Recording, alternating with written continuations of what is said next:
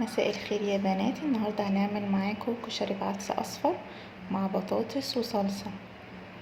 مكوناتنا هتكون موجودة معانا في الفيديو وهنقولها واحدة واحدة، بس قبل ما نبدأ الفيديو اعملوا سبسكرايب للقناة واعملوا لايك وسيبوا كومنت حلو عشان تشجعوني. اول حاجة هنغسل الرز مع العدس كويس قوي، نخلطهم عادي على بعض. انا كده صفيت المية، انا حاطه كوبايتين ونص رز على كوبايتين من العدس. لازم العدس يكون اكتر من الرز زي ما انتوا شايفين كده. بعد ما اغسله كويس قوي هنعمل او البطاطس بقى هنقطعها زي ما في الفيديو كده، ولا كبيره ولا صغيره عشان تبقى مستويه من جوه. نقطعها مكعبات زي البطاطس الويجي.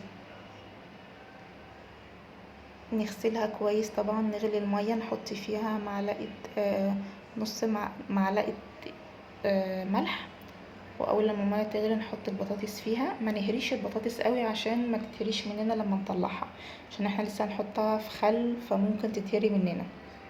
نسيبها تغلي عادي. نطلع البطاطس لما مثلا عايزه تعرفي تطلعيها امتى، لما تيجي تدخلي الشوكه هتلاقيها دخلت على طول. نقطع دلوقتي البطاطس، اسفة البصل ده هنعمله للبصل اللي هنحطه فوق الكشري بعدس اصفر. هنجيب 4 بصلات كبار، موجودين في 5 في الفيديو لكن انا هعمل بس 4 عشان هيبقى كافي عندنا. هنقطعها يعني نقطع شوية كأنه طويل، ونقطع مثلا في المفرمة، بس ما تفرموش البصل قوي. هقول لكم ليه دلوقتي.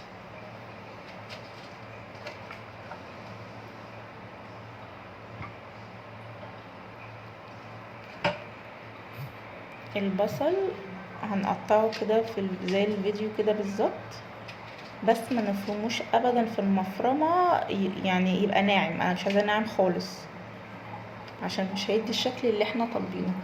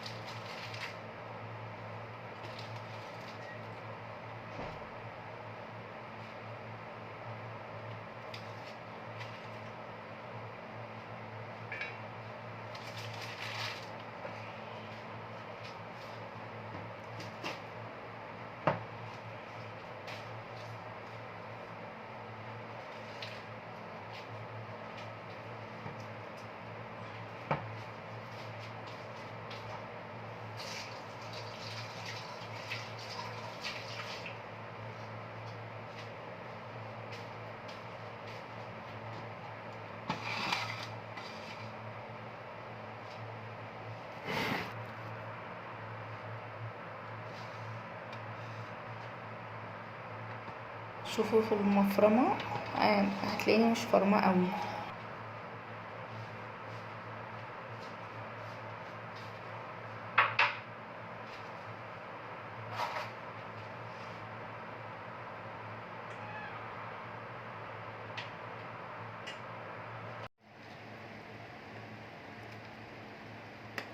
بس بعمل لها تيست، بتدوسي عليها لو الشوكة بتخش عادي يعني ما بتخشش بصعوبة، يبقى هي كانت اتعملت وصفاها، حطوها على مصفى بره.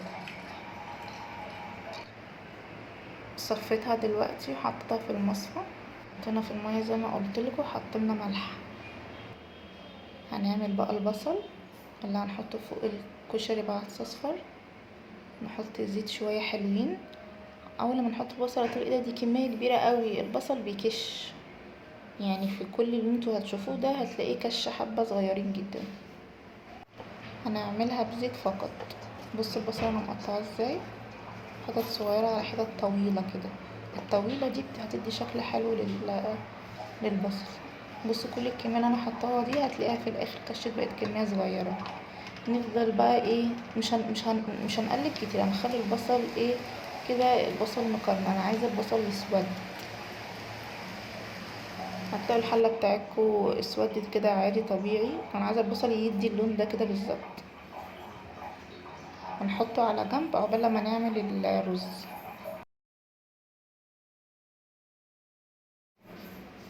هنجيب طاسه تيفال، وانا بحب استخدم اي رز في طاسه تيفال. هنحط معلقه زيت، ونحط معلقه، انا حطيت زبده. لا عايز يحط سمنه عادي مفيش مشكله. ليه بحط زيت؟ عشان الرز ما يعجنش، يبقى مفلفل. حطيت الرز بعد ما غسلته هو والعدس مع بعض، هنقلبه ونحط الملح طبعا بتاعنا والميه ما تكتروهاش خالص، هو 1 ملي بس. سيبوا فرق ما بين الرز والميه.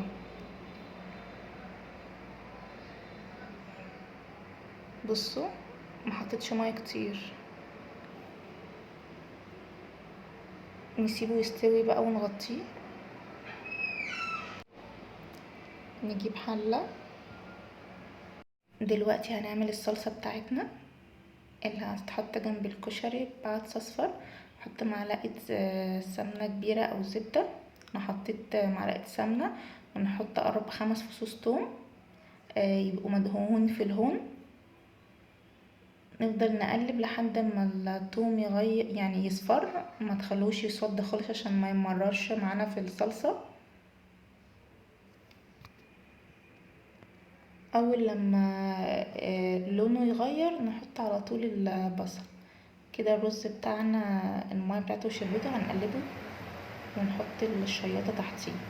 احنا حطينا دلوقتي توم ونص معلقة كمون وملح وخل وسمنة، ولا حطينا بصل ولا حطينا الحاجات اللي بنحطها في التسبيكة بتاعة الطبيخ. المكونات دي بس اللي بنحطها،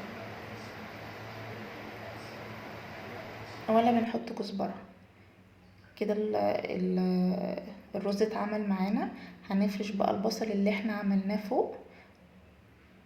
هو طبعا ممكن تعملوا عادي كمية اكتر، وممكن تحطوا بردك عليه كده من فوق تفقسوا بيض عيون وتغطوا البخار هو اللي يعملها عادي، بس انا ما عملتهاش كده. احنا خلصنا البصل خلصنا الرز والصلصة. دلوقتي هنعمل البطاطس المخللة. اول حاجة حطينا توم مفروم. حطي توم مفروم حبة حلوين، يعني قولي 5 6 تومات كبار. نص معلقة كبيرة كمون وملح وخل. تحطي البطاطس بتاعتنا وتقلبي البطاطس في التوابل اللي احنا عملناها، وبعد كده ترشي الخل على البطاطس لما تحطيها من فوق. يعني بص انا رشيت خل تاني بعد ما حطيت البطاطس. ونحط شوية مية صغيرين من الحنفية، يعني حطي بقين.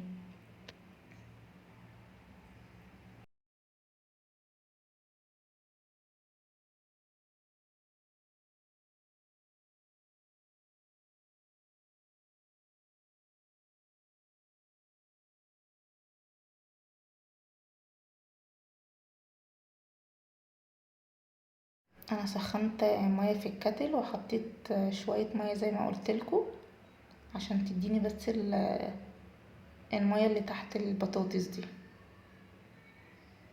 وبس كده خلصنا البطاطس، وبالهنا والشفا. شوفوا الرز بتاعنا، ولا عجن ولا اي حاجه، رزايه برزايه، وطعمه خطير. طعمه خطير جدا مع البصل، جربوه مش هتندموا ابدا.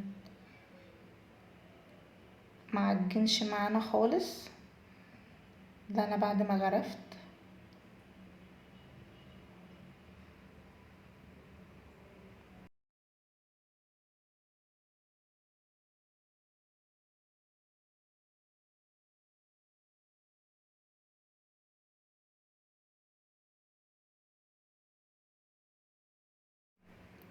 متنسيش تعملوا سبسكرايب للقناة ولايك.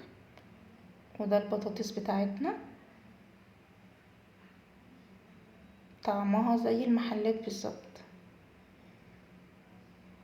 والصلصة بتاعتنا طالعة تقيلة، مش طالعة صلصة خفيفة خالص، سبتها تتسبك. وبصي لما سيبناها تتسبك سمك الصلصة بقى عامل ازاي. شوفوا سمك الصلصة بقى عامل ازاي معانا، تقيل، قوامه تقيل. وبالهنا والشفا. متنسوش تعملوا لايك وسبسكرايب، وبالذات سبسكرايب عشان يوصلكوا كل جديد، وفعلوا زر الجرس، وسيبولنا كومنت حلو، وقولولنا المرة الجاية حابين اعمل ايه.